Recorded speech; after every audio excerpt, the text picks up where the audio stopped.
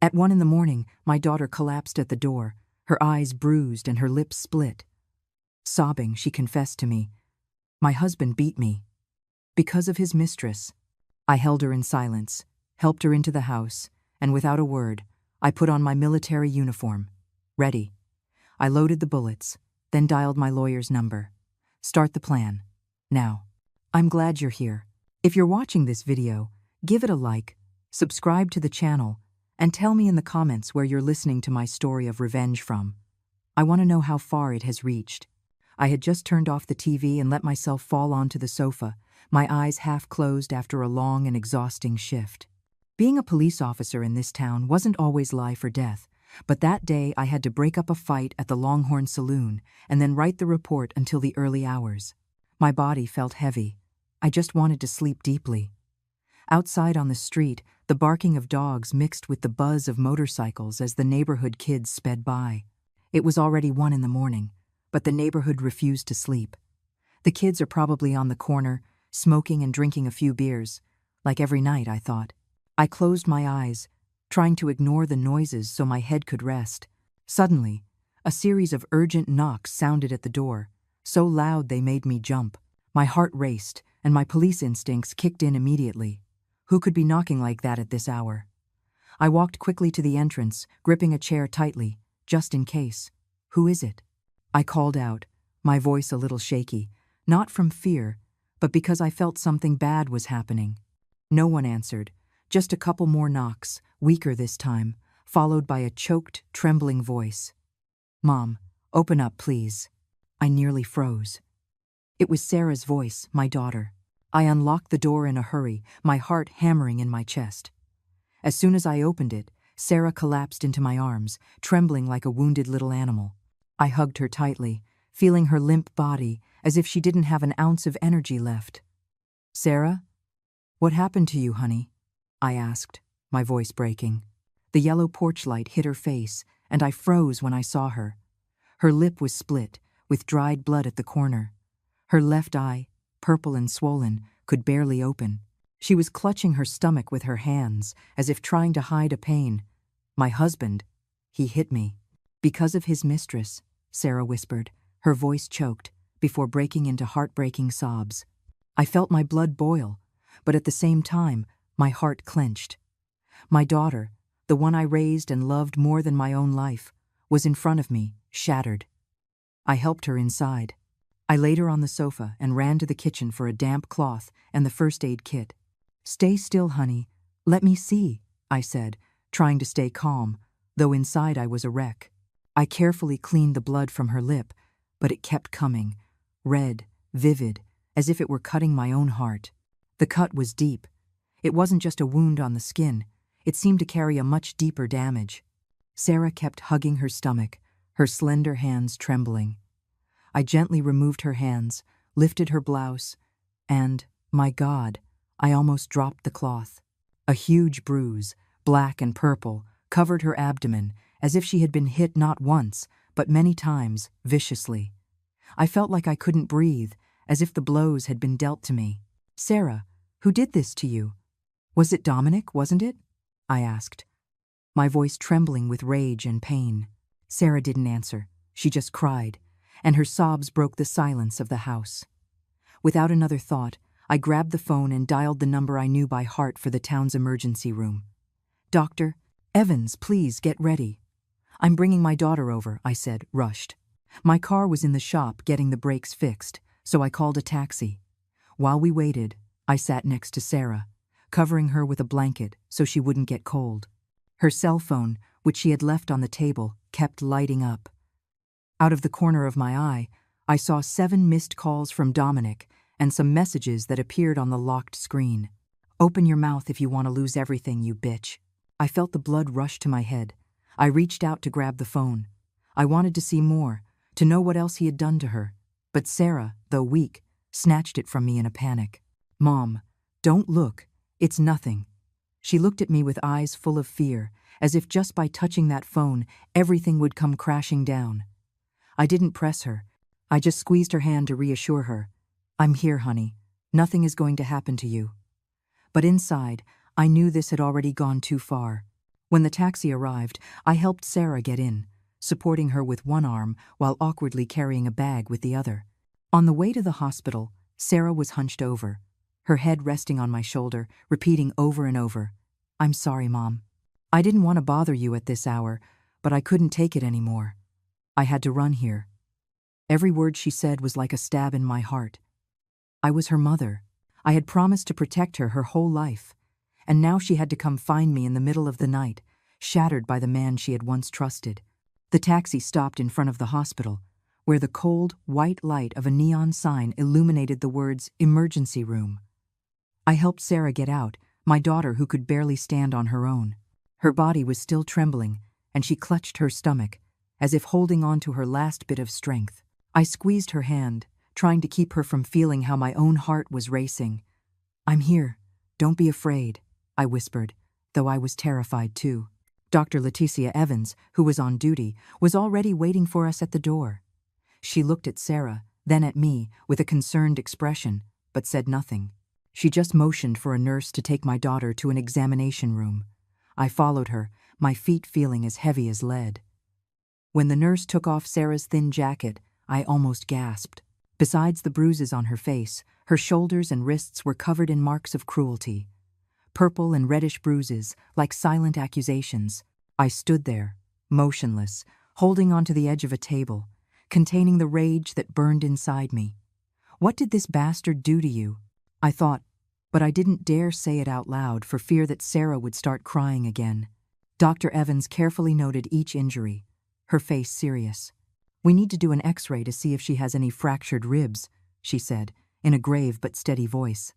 I nodded without saying anything, just watching Sarah lying there, her eyes closed as if she wanted to escape reality.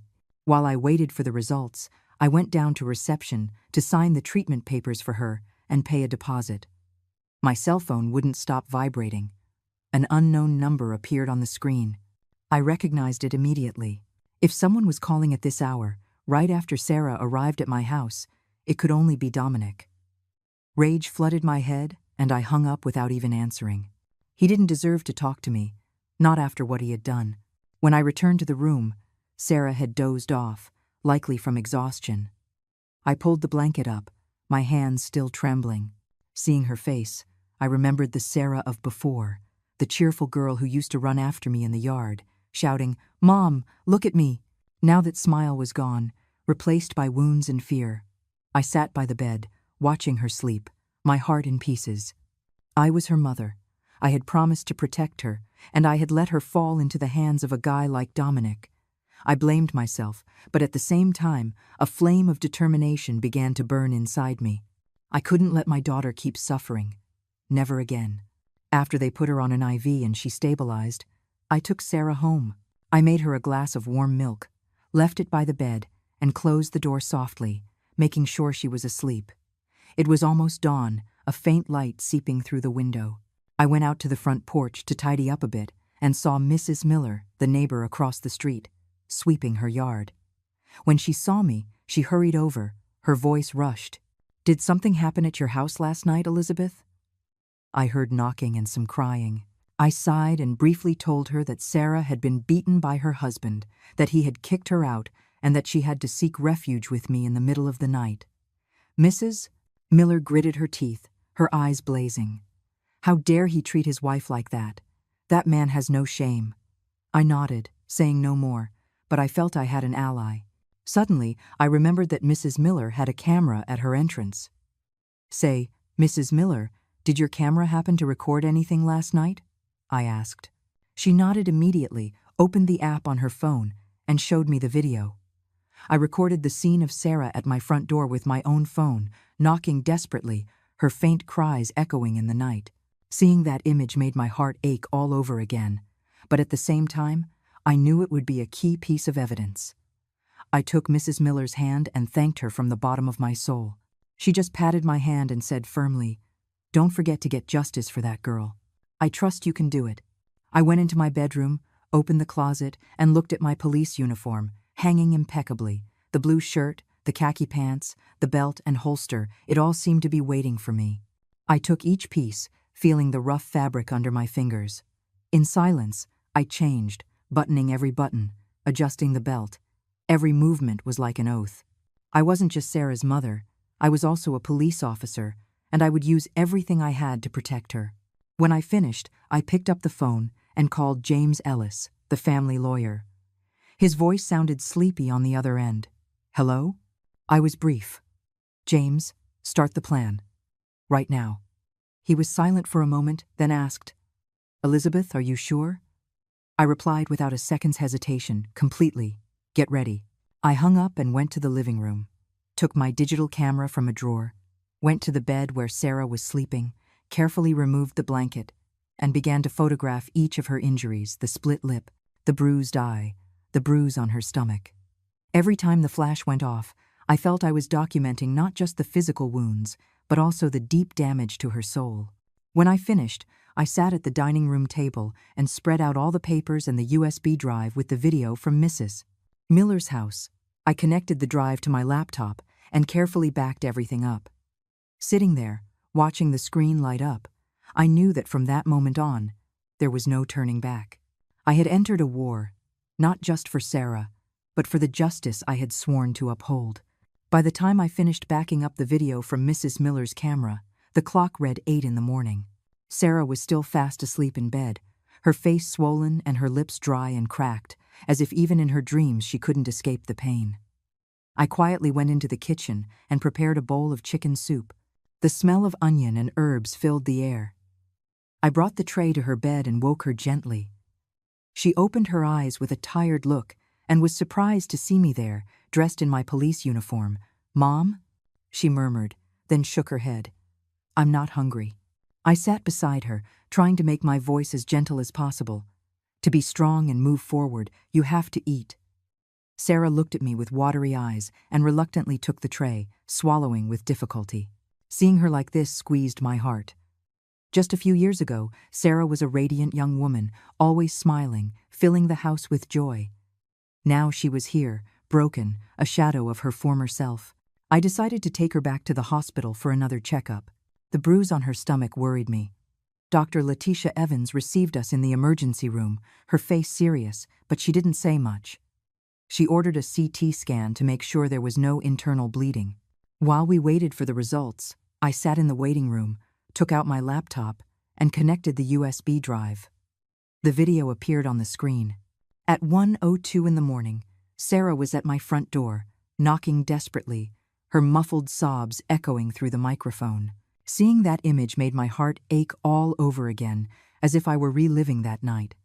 I copied the video to an external hard drive, protected it with a password, taking care with every detail. I knew what I was doing was not just to protect Sarah, but to build a wall of evidence against Dominic. Just then, Sarah's cell phone rang. The screen read Dominic Gallo. I felt my heart stop. I grabbed the phone before Sarah could react and immediately turned it off. Sarah looked at me, terrified.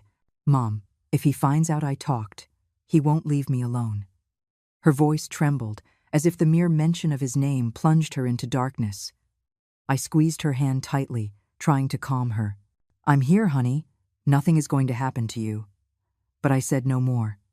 I just silently looked at the clock. It was almost 10 in the morning. I took the SIM card out of Sarah's phone and put in another one I had prepared. I didn't want him to find her. I didn't want him to have the chance to threaten her again. The CT scan results came back a few minutes later, confirming that Sarah had several severe soft tissue contusions, but luckily no internal bleeding. I let out a breath, but the relief was momentary. The wounds on Sarah's body would heal, but the ones in her soul, I knew, would need much more time. I took her home and called James Ellis, the lawyer. I have the medical records and the video from the neighbor's camera, I told him bluntly. He scheduled a meeting at his office in the afternoon to gather the evidence. Meanwhile, Mrs. Miller came over to see us with a pot of still hot chicken broth. This is for Sarah to get her strength back, she said, with her warm voice. If you need a witness, you can count on me. I looked at her, feeling her sincere support, and my heart felt a little stronger. In the afternoon, Sarah tried to rest, but she would wake up startled from nightmares. I sat beside her, trying to calm her, but she just babbled in fear. Dominic pushed me, and Denise. She was in a corner, mocking me. Hearing that, I felt the blood rush to my head. "Who is Denise?" I asked, my voice trembling with rage. Sarah told me, in a weak voice, that Denise was Dominic's mistress, that she had come to their house several times, shamelessly flaunting herself, provoking Dominic to take it out on her. Her story was like a knife in my heart. I had eaten at the same table as Dominic. I had thought he was a decent man who would take care of my daughter, and now it turned out he was not only cheating on her, but letting another woman humiliate her in her own home. Sitting by the bed, I took out my cell phone and took close-up photos of the bruises on Sarah's wrists, including the watch, so the exact time would be visible. With every photo I took, I felt I was documenting not just the physical wounds, but the pain my daughter was carrying.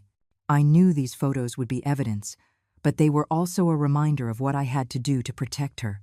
In the afternoon, I took Sarah to James's office with a portfolio containing all the evidence I had gathered. He opened it and laid everything on the table: the photos of the injuries, the medical report, and the video on the USB drive. James nodded, his voice firm. "This is a pretty solid foundation. Now we just need to prove the public adultery, and he'll have nowhere to run." I clutched the handle of my purse, knowing perfectly well what my next step was. I was no longer just a grieving mother. I was a police officer, and I would use everything I had to make Dominic pay. That night, I didn't take Sarah to my house. I didn't want her to be in a place where Dominic could find her. Instead, I left her at Mrs. Miller's, my trusted neighbor. She opened her doors for her to stay the night and promised not to take her eyes off her. I returned home alone, my heart heavy. I took off my police uniform and put on an old jacket and jeans, trying to look like an ordinary person and not an officer looking for evidence. I took the digital camera from the drawer, checked the battery and memory card, and went out in my old car. Every turn of the wheels reminded me that I was entering a war, not just for Sarah, but for the justice I had sworn to uphold. I parked the car in a dark alley near the Longhorn Saloon in San Antonio, the place Sarah had told me Dominic frequented. The bar's neon light illuminated a patch of the street. I sat in the car, hunched down, camera in hand, waiting. Around 8 at night, Dominic's silver pickup truck appeared, its headlights sweeping the alley. My heart raced, but I remained calm and turned on the camera. Ready. A few minutes later, a woman came out from around the corner. She was wearing a tight red dress, her lips painted a bold color, a cigarette in her hand. She walked with a provocative confidence. I recognized her immediately. It was Denise Stone, the woman Sarah had told me about, Dominic's mistress, the one who had made my daughter suffer. Dominic turned off the engine, got out, and opened the door for Denise, putting his arm around her waist with familiarity. Seeing him, I felt my blood boil. Him, the one who had sat down to eat at my house, the one who had called me his mother-in-law, was now hugging another woman while my daughter lay in a bed full of bruises. I snapped the camera again and again. The neon light from the bar clearly illuminated their faces. Every photo was like a stab, but also another piece in the puzzle I was assembling to unmask him. I followed them at a distance to a small motel with a flickering red light sign. I didn't get close, I just stayed far away and took a couple more photos of them entering the lobby, hand in hand. Then, I went around to the parking lot and took a picture of the license plate of Dominic's pickup, making sure a nearby digital clock showed the time. Every photo was a bullet, and I knew I held in my hands what would leave him with no escape. When I got home, I opened my laptop and transferred all the photos to a special password-protected folder. I called James, the lawyer, with a determination I couldn't hide. "I have the photos of his infidelity. You can see their faces. You can see the license plate," James responded with a firm voice. "Excellent, Elizabeth. Keep them safe. Don't let him know you have them." I nodded, though he couldn't see me, feeling a little more relieved, knowing I was one step closer to justice. Just then, my cell phone vibrated. It was Sarah, calling from Mrs. Miller's number. Her voice sounded distressed. "Mom, he just called a friend of mine to ask where I am." When she told him she didn't know, he threatened her too. "I'm so scared." Hearing Sarah, I felt my heart clench. My daughter, even though she had escaped from Dominic, was still tormented by his threats. I calmed her down. "You just stay calm. Stay at Mrs. Miller's. I have him under surveillance." But inside, I knew I had to act faster, before he found a way to hurt Sarah again. I immediately contacted Captain Miller, a trusted colleague at the precinct. I presented him with all the evidence I had gathered: the video from Mrs. Miller's, Sarah's medical records, and the photos of the infidelity. "I need you to send a patrol to watch the neighborhood, especially Mrs. Miller's house," I told him in a hard voice. Miller agreed without hesitation, but not without warning me first. "Elizabeth, what you're doing is very dangerous, but if you have enough evidence, I'm sure you'll win." I thanked him and gave him a copy of the infidelity photos, in case something happened to me. I couldn't sleep a wink that night. I sat at the dining room table, organizing all the data into files: evidence of injuries, the camera video, and the infidelity photos. Each file was like an indictment, another step toward bringing Dominic to light. But in my heart, I couldn't shake the pain. I had once considered him a son, had believed he would protect Sarah, and now, not only had he betrayed her, but he had dared to raise a hand to her, to threaten her, all for another woman. That pain, like a deep cut, hurt me every time I thought of Sarah's bruises. The next morning, I took Sarah to see Dr. Anna Reyes, a psychologist James had recommended. Sarah needed help to overcome the trauma of the days of abuse. I stayed in the waiting room, my heart heavy, watching my daughter walk into the office, slowly, her shoulders slumped, was like a stone being placed on my chest. I, who thought I was a strong mother, a tough cop, had not been able to protect her from the man I had trusted. That pain, like a deep cut, hurt me every time I remembered Sarah's face full of bruises. As I sat there, my phone vibrated. It was Robert Alwyn, the clerk at the Public Records Office, whom I knew from some previous dealings. His voice sounded grave and a bit rushed. "Mrs. Morgan, it's not wise to talk much on the phone, but I just saw your name and your daughter's on a deed transfer file. Something strange. If you have time, you should swing by." I frowned, not understanding what he was talking about. Sarah and I hadn't done any transfer paperwork, but a bad feeling made me get up immediately. I told Dr. Reyes I would be back for Sarah later. When I arrived at the Public Records Office, Robert motioned for me to come into his office. He opened a file, his brow furrowed. "There's something strange here. This land was transferred to a Denise Stone last week, but since you didn't call me to confirm, it seemed odd." I froze. I felt the blood drain from my face. "That can't be," I exclaimed, my voice choked. "Sarah and I never signed anything." Robert shook his head and pushed the file towards me. "The signatures are here, with your name and your daughter's, and the transaction is already filed." I took the paper and saw shaky signatures that looked nothing like ours. I immediately asked, "Who came to deliver these papers?" Robert replied in a low voice, "The clerk told me it was your son-in-law, Dominic. He said you had entrusted him with the transaction because you were busy." Hearing that, I felt my blood boil. Dominic had not only beaten Sarah, not only cheated on her, but he had dared to forge our signatures to steal the land, my father's inheritance, what my family had cared for years. I tried to stay calm and asked Robert for a photocopy of the file. He sighed. Someone from in here must have helped him with the transaction. Before I left, he whispered, "Elizabeth, this is dangerous. Be careful that no one in the office knows I told you." I nodded, thanked him, and promised not to betray his confidence. But inside, I felt like I was walking on thorns. Dominic wasn't just a violent man. He was a manipulator, willing to do anything to get his way. In the afternoon, I picked up Sarah from her therapy session. She looked tired, but her gaze was no longer one of panic. I took her directly to James's office with the photocopy of the fake papers. James reviewed them carefully, tapping his fingers on the table, and said firmly, "This is the final nail in the coffin. Now we also have proof of fraud, enough so he has no escape." Sarah, sitting next to me, listened in silence, but her eyes filled with tears. "Mom, he dared to forge our signatures to steal Grandpa's land," she said in a trembling voice, a mix of pain and outrage. I took her hand and squeezed it, trying to give her some strength, but I was also fighting my own pain. That land wasn't just property. It was a memory. It was my father's sweat, something our family had cared for generations, and Dominic had dared to trample all over it, just for his ambition and his betrayal. That night I met with Captain Miller and gave him the copy of the fake papers. He nodded with a serious look. Your evidence is very solid. I assure you, he won't get away. I thanked him, but I still had a weight on my heart. When I got home, I locked all the documents in the small safe in my bedroom. The clock read almost midnight, but I wasn't sleepy at all. I sat in the dark, thinking about Dominic, about what he had done to Sarah, to our family. That pain, like a slow fire, burned and fueled me at the same time. I knew the time had come to confront him directly. There was no other choice.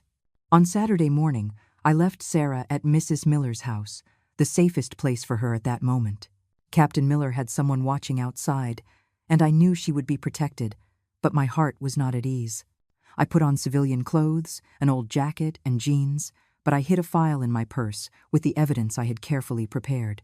The photos of Sarah's injuries, the video from the neighbor's camera, the hospital report, and the photocopy of the fake land papers. I drove my old car to Dominic's pawn shop, the place where he did his business and flaunted his power in town. Every turn of the wheels reminded me that this was not a simple trip, but an inevitable confrontation. The pawn shop was open. A smell of machine oil and cigarette smoke hit me in the face.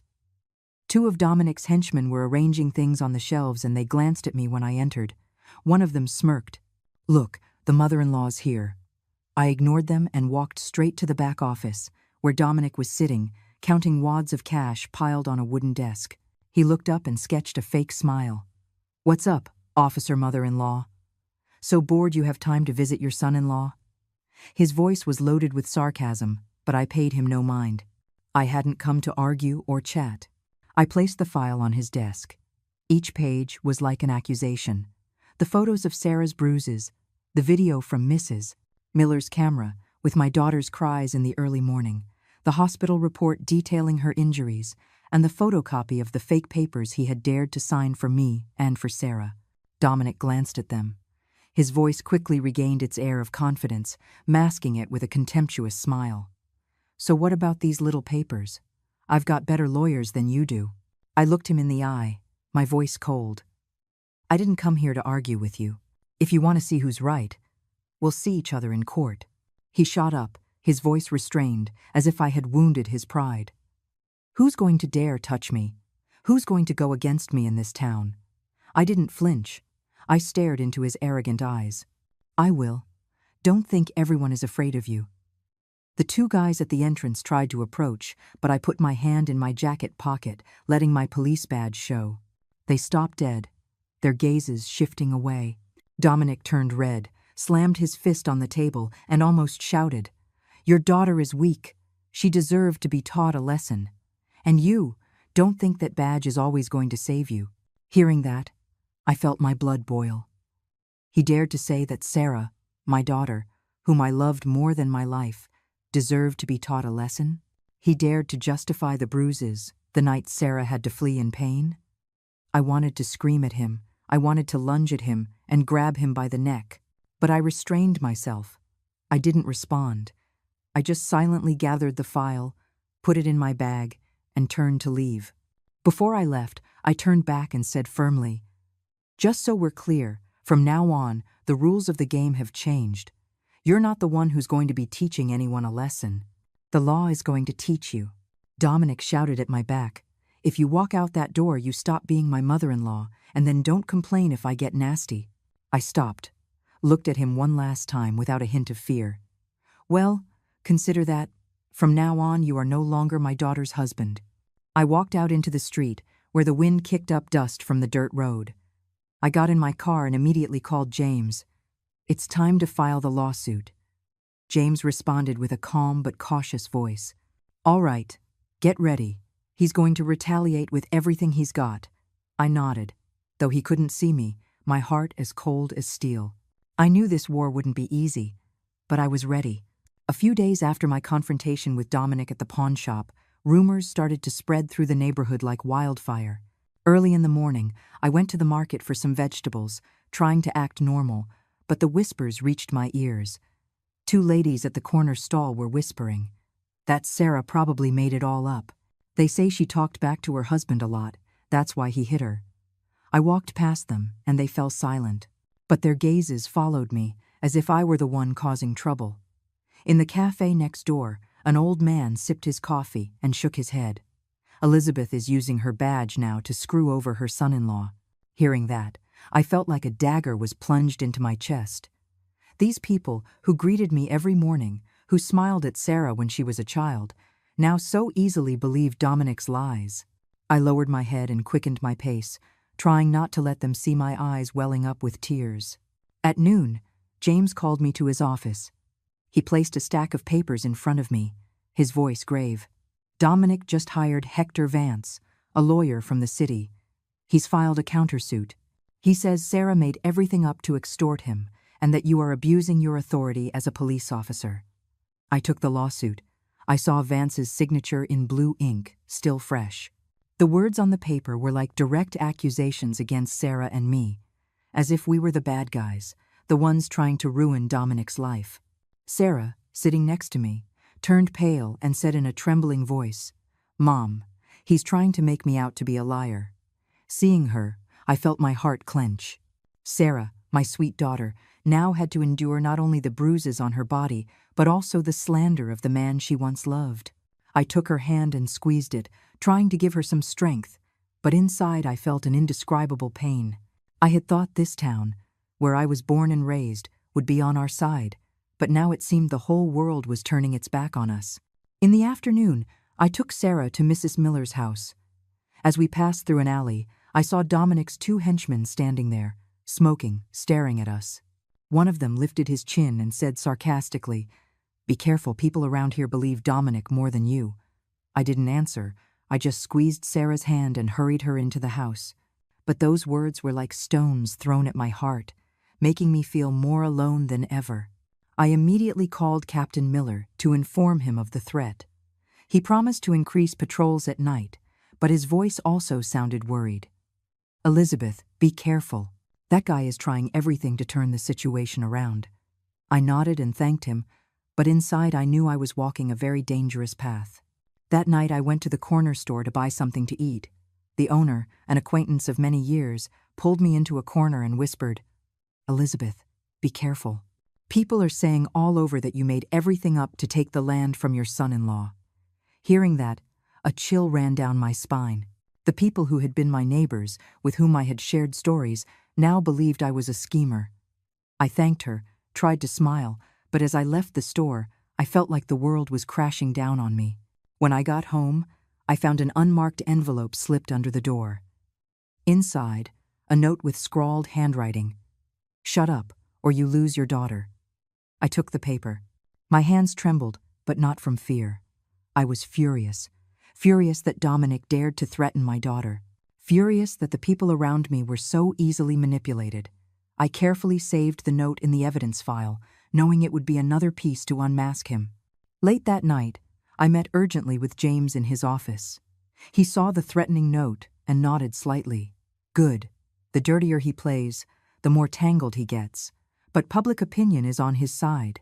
We need a strong blow to change things, and the only one who can do that is Denise. Hearing James mention Denise, I felt a small light of hope ignite in the darkness. Denise, Dominic's mistress, could be the key to turning the situation around. But at the same time, I knew that getting her on our side wouldn't be easy. I stood there, in the dimness of the office, thinking of Sarah, of the bruises on her body, of the lies that were suffocating us. That pain, like a slow fire, burned and fueled me at the same time. I was not going to let Dominic win. I was not going to let his lies hide the truth. The day after the tense confrontation at the pawn shop, I found out that Denise used to frequent a small bar at the end of Hidalgo Street. I knew it was my chance to change the course of the game, to turn the tables on the hand Dominic thought he had won. I put on a baggy jacket and a cap, trying to go unnoticed. As I entered the place, the country music was blaring. Cigarette smoke hung in the air, and the smell of beer and tequila mixed in the atmosphere. I chose a table in a dark corner, sat down, and didn't take my eyes off the door. I didn't want to be recognized. I didn't want any of Dominic's people to see me before I could talk to Denise. Around 10 at night, she appeared. In a short, tight dress, lips painted a deep red, and a cocktail in her hand, she walked with a confidence that seemed forced.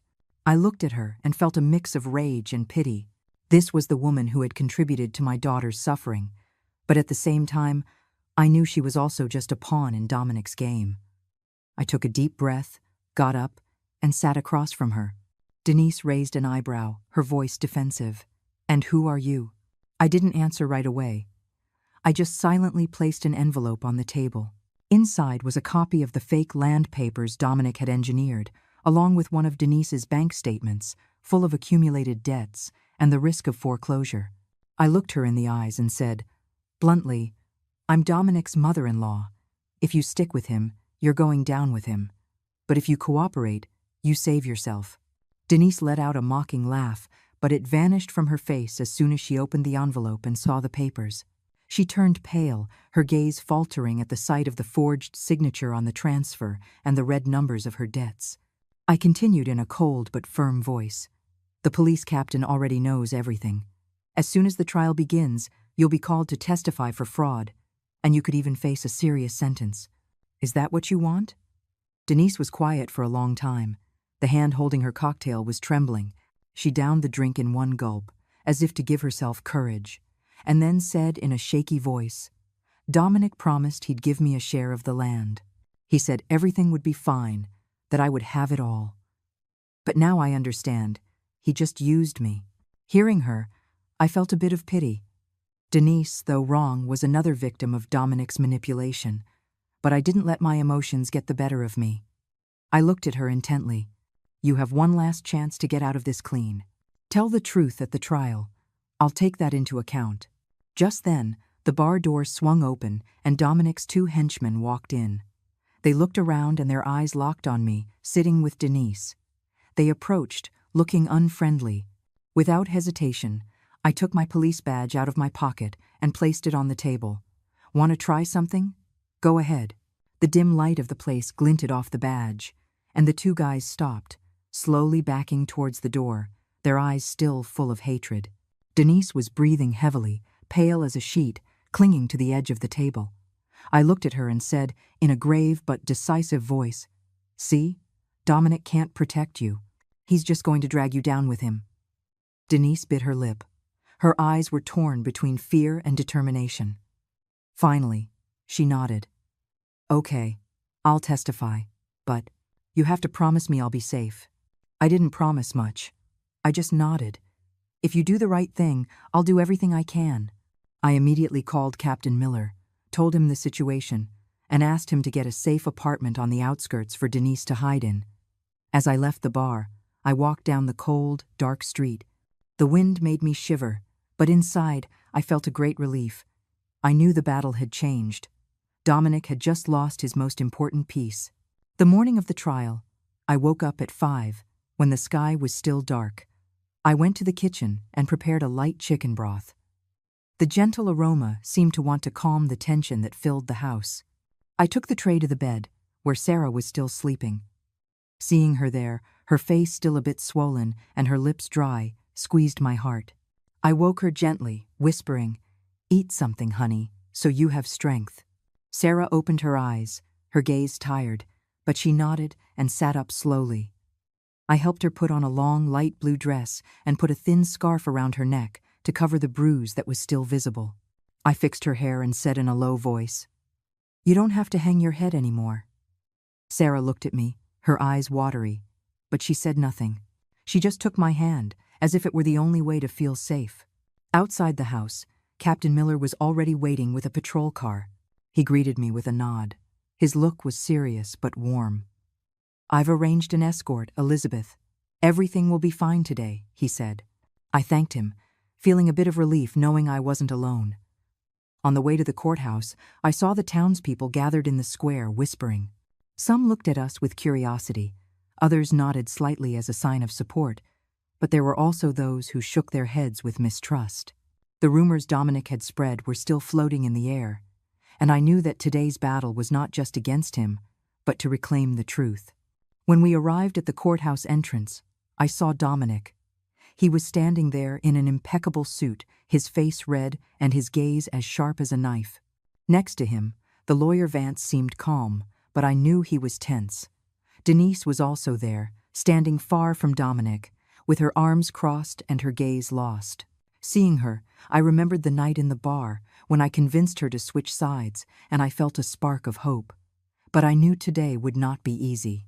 I took Sarah's hand and led her into the courtroom. Inside, the place was packed. The old wooden benches creaked as people settled in. I saw Mrs. Miller in the back row. She nodded at me to give me encouragement, as if to say she would always be there, supporting us. Judge Arthur Cole entered, and the whole room stood up. The air felt thick. The only sound was the hum of the ceiling fan, like the heartbeat of the room. The lawyer, James, began. His voice was deep and confident. He presented the case. Each piece of evidence was laid out before the court. The photos of Sarah's injuries, the report from Dr. Evans detailing the lesions, the video from Mrs. Miller's camera that recorded Sarah's cries in the early morning, and the copy of the fake land papers that Robert Alwyn had provided us.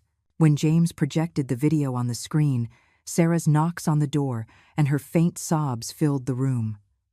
I heard murmurs among the people. Some wiped their eyes. I looked at Sarah beside me. Her hands were trembling, and her head was bowed. I put a hand on her shoulder and squeezed it gently, as if to tell her I was still there, that I would always be there. The lawyer Vance got up to rebut. His voice was sharp. Sarah invented everything to extort my client. Elizabeth Morgan abused her authority as a police officer to coerce and slander. Those words were like daggers in my heart.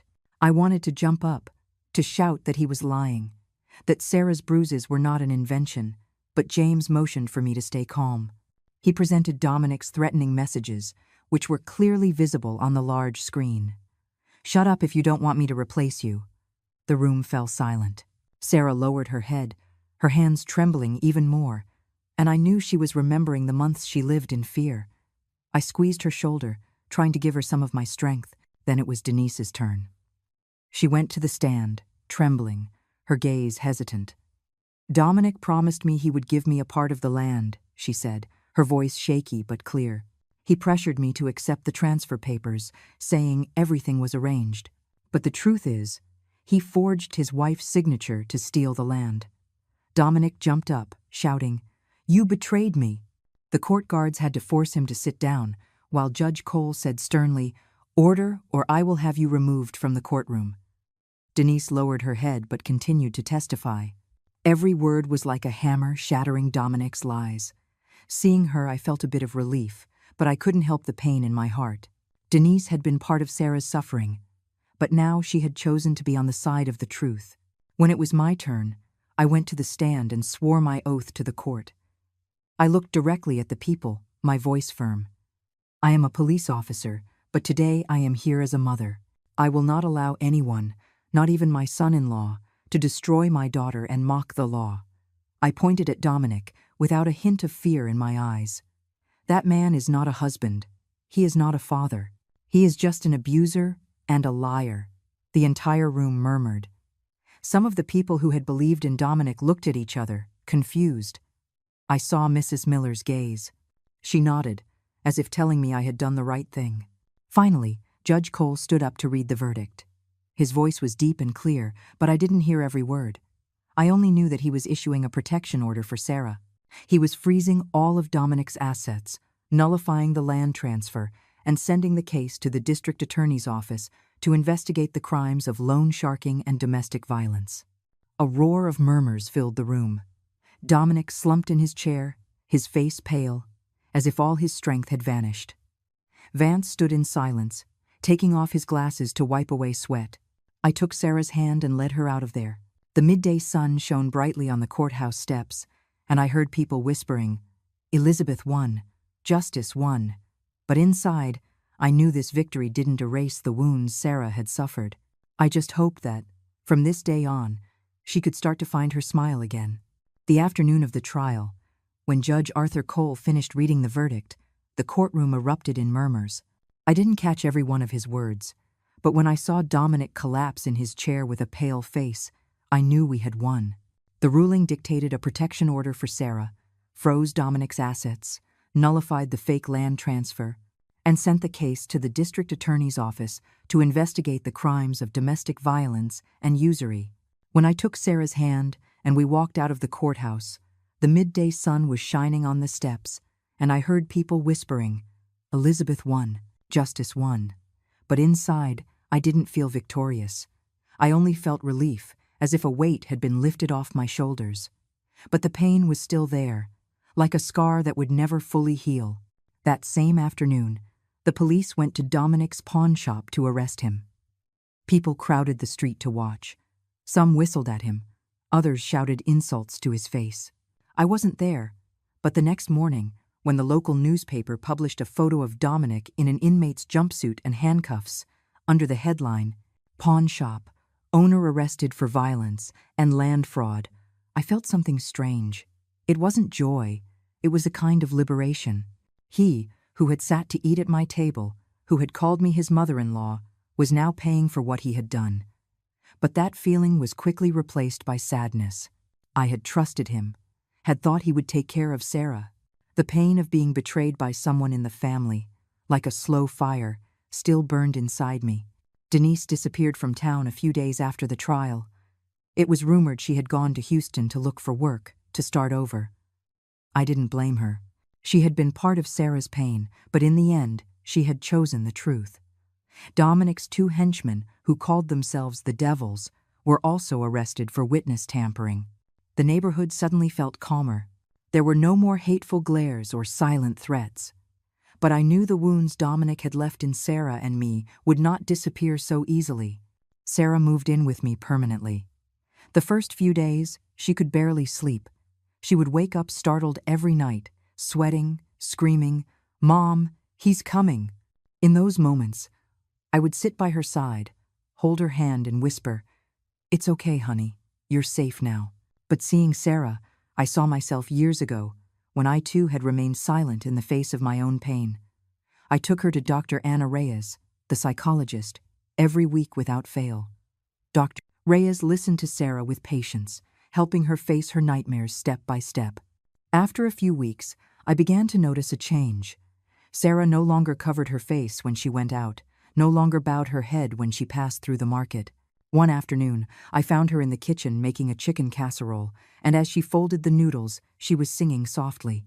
That song, as gentle as the wind, made my eyes well up with tears. It had been so long since I had heard my daughter sing. It was as if the sun was beginning to enter the house again. The town also began to change its attitude. The neighbors who had doubted, who had believed Dominic's rumors, now greeted me. Some came up to apologize, their voices regretful. "Mrs. Morgan, we didn't know the truth."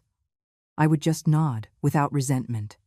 I understood that Dominic's lies had been convincing, and not everyone has the courage to stand up to someone like him. Mrs. Miller came to visit with a tray of sweet rolls and hugged Sarah tightly. "You turned out to be stronger than your mother in her day." Seeing them laugh together warmed my heart, as if the kindness of people still existed, despite the dark days. I continued with my work at the precinct. Every daily patrol was a reminder of my duty. Every time I encountered a case of violence, I felt more determined to help other women break the silence. Once, I found a young woman crying outside the station, her eyes red, clutching her purse. I sat down next to her and said in a gentle voice, "You're not alone. My mother went through it, my daughter went through it, and I too stayed silent once. But today, I know that silence only feeds the monster." The young woman looked at me. The tears were still streaming, but there was a new glint in her eyes. I knew I couldn't erase her pain, but at least I could show her there was someone willing to listen. A few months later, Sarah felt strong enough to go back to work. She got a position in an accounting office in the center of town. That night, she came home late, opening the door with a radiant smile. "Mom, I got the job." I stood up and hugged her with all my might, and we both cried. They weren't tears of pain, but of joy, of liberation. Seeing Sarah there, smiling like the sun, made me remember the little girl who used to run after me in the yard, shouting, "Mom, look at me." I knew the wounds in her heart were still there, but she was learning to move on, to find herself again. That night, I sat on the porch, the wind blowing cool. I remembered the night Sarah collapsed at my door, her face full of bruises, telling me in a trembling voice what Dominic had done to her. I remembered the months of struggle, the sleepless nights, the moments when I thought I would break under the lies and mistrust of the whole town. But then I looked at Sarah's smile today, and I thought, justice sometimes takes a while, but when it comes, it can give you back your breath, your laughter, and even your future. I took a sip of my coffee, now cold, but I felt a peace in my heart that I hadn't felt in a long time. Sarah had come back, and I, though I carried the scars of the past, had found a reason to keep fighting, not just for my daughter, but for all the women who need someone to stand up for them. The story we tell is fictional, but it is based on some real events. The names and places have been changed to protect the identity of those involved. We do not tell this to judge, but with the hope that someone will listen and stop to think. How many mothers are suffering in silence inside their own homes? I am genuinely curious. If it were you, in my place, what would you do? Would you choose to remain silent to keep the peace? Or would you dare to face everything to reclaim your voice? I want to know what you think, because every story is a candle that can light someone else's path. God always blesses, and I firmly believe that courage leads us to better days. Meanwhile, on the final screen, I leave you two of the channel's most beloved stories. I assure you they will surprise you. Thank you for staying until the end.